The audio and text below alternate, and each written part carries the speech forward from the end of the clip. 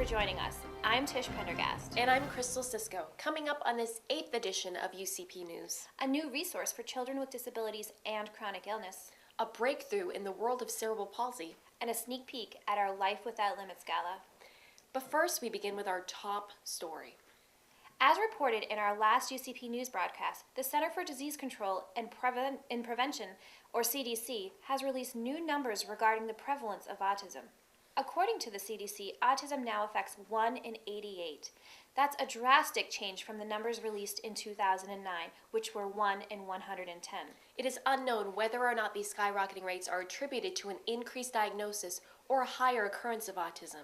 We recently sat down with our friend Heidi Bowden of the Maine Autism Alliance to discuss the diagnosis process and why some may be getting it wrong. When looking at the diagnosis of a child with autism, and they are nonverbal, and their behavior meets all the criteria for autism, you cannot then look and say that that child is low functioning and does not have the capability to go any further. Because we don't know at what level of functioning these kids are going to be able to have. We don't know how far they can go if they have the right services. I've met some people where they'll say to me, my son has autism and he has mental retardation, MR. And I'll say, okay. And we sit down and we talk. And when we start to talk about what he likes to do, he likes to take broken computer motherboards, which is foreign to me, and he likes to make them light up. That's what he likes to do. He likes to fix them and make them light up. And I just think to myself, this kid, he's in there. He's in there, and with the right services, who knows how far he can go. You know, it's that you've heard people say, just because he can't speak doesn't mean he doesn't have something that he wants to say. And that's also where you get into a lot of problems with the behaviors. And that, in turn, will make people say, well, look at the behaviors. Look at the problem behaviors. You know, look at the problem behaviors. He might be hitting, he might lash out, he might be self-injurious, hit himself. And so much of that is due to the frustration of not being able to speak. That's what that's all about. This is obviously an ongoing story, and we will have much more on this topic in future broadcasts. April is Autism Awareness Month, and in our last broadcast, we reported that UCP of Maine was heading to the Augusta State House on April 2nd for Maine Autism Awareness Day. We told you that 2,806 flags would be set up outside the State House in honor of every child living in Maine with autism. But what we did not tell you was how powerful it would be, or how quickly all those flags are dismantled when played back with a time-lapse camera. Our friends from Maine Autism Alliance hosted the event. The purpose was to raise awareness and provide support and resources on autism. UCP of Maine and several other nonprofits participated in this event, as well as community leaders, parents, and individuals living with autism. Again, we want to thank the Maine Autism Alliance for advocating for this amazing cause, and for more info, you can visit their website, maineautism.org. The countdown is on. Our Life Without Limits Gala is now just a few short days away, and we are getting excited. As reported many times, the event will take place on Friday, May 4th at Hollywood Casino Hotel and Raceway. It's going to feature Acadia Auto Auction, Sarah Marble Photography, Chapel Hill Floral, the band Midnight Rose, not to mention some amazing auction items. Now, we don't want to give away too much information around these auction items. Let's just say that if you like golf, food, coffee, wine, firefighters, flying, headbands, dancing, anything like that, you won't want to miss this event.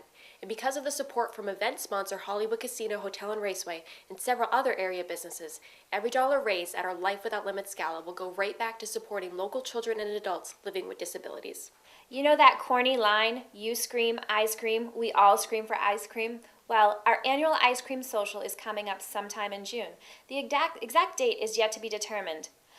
The Ice Cream Social is our way of saying thank you to our most dedicated volunteers who have donated over 100 hours or more of their time to UCP of Maine. Believe it or not, there is a lot of them. We will announce the date in our next UCP broadcast, as well as all of the recipients of the Victory 100 Award. And now it's possible for even more people with disabilities to attend summer camp. UCP of Maine's Board of Directors is very excited to once again offer a scholarship opportunity for Camp Capella on Phillips Lake in Dedham, Maine. Camp Capella is a summer camp dedicated to providing a safe environment for children and adults with disabilities, all while promoting self-awareness, development, and making memories to last a lifetime. Now, there's a limited amount of scholarships available, and the recipients will be based solely on need. If you would like to apply for this scholarship, visit our website, ucpofmaine.org. The deadline for this application is Friday, May 25th. And cerebral palsy may be treatable. This, according to the journal Science Translational Medicine and DisabilityScoop.com, scientists recently tested a treatment on rabbits suffering from cerebral palsy. Within 5 days, the animals were able to walk and hop. They couldn't do that before the treatment. Now, obviously, further research is needed to assess whether or not this treatment can benefit humans. Still, researchers are hopeful that these findings could sharply alter the course of the developmental disability. This is an exciting breakthrough, and it certainly points towards new hope for those affected by cerebral palsy, said one of the researchers on the project at the Wayne State University. More questions need to be answered, but the potential is immense. We will have more on this exciting news as it unfolds. And a new online resource for kids with disabilities and their parents or caregivers too. BraveKids.org was actually launched in 2000 by Kristen Fitzgerald, a parent who lost 2 of her children to catastrophic illnesses. She pledged to help serious ill children and their families find the comfort, resources, and emotional support they so desperately need. Now, 12 years later, UCP National has taken over this vision, molding it into a powerful new resource, providing even more information and support to these children and their families. Now, in addition to providing resources on a wide range of disabilities, medical conditions, and diseases, BraveKids.org also houses a secure online community for parents and caregivers to share ideas and gain support. BraveKids.org is part of UCP's new public education and outreach initiative. Be sure to check it out and recommend it to someone you know who may benefit from it. Speaking of UCP National, the UCP Annual Conference is taking place April 25th through the 28th in Washington, D.C. The focus this year, transition to new approaches for UCP, its allies, and partners. This conference coincides with 2 new initiatives for UCP. The first, targeted public education and outreach campaigns, as mentioned earlier in the broadcast. The second, a relaunch of UCP's Life Without Limits initiative. And another exciting endeavor is the Emerging Leaders Academy, a master track class of 10 individuals nationwide selected from the UCP family. The purpose is to foster these emerging leaders to build greater skills in fundraising, marketing, and communications, and business development. And our very own Tish Pendergast is actually one of those 10 people selected for this academy. So she will be at the UCP conference learning new skills and building relationships that will benefit our agency here at home and make us stronger. Tish will also be accepting the Ritter Legacy Award for UCP News. We'll show you that award in our next broadcast. Remember, we have our annual spring dance coming up on May 11th at the Cohen School in Bangor. Admission is just $2 and is open to adults living with disabilities. And it's going to be a lot of fun. I cannot wait. As always, if you would like to donate to our cause, check out ucpofmaine.org and click on the donate button. And be sure to check out our Facebook page, facebook.com UCP of Maine, or our Twitter page, twitter.com/UCP of Maine. Thanks for joining us. See you next time.